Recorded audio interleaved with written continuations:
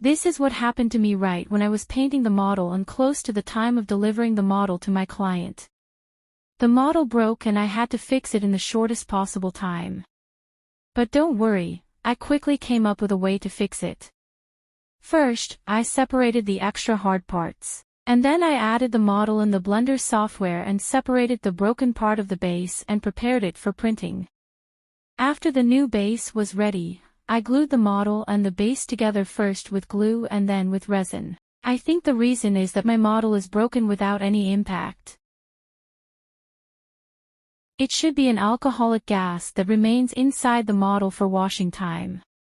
When washing the model with alcohol, we must make sure that all the alcohol liquid and gas are emptied and all the holes of the model are covered, because it causes gas to collect inside the empty space of the model and make the model inflate and break.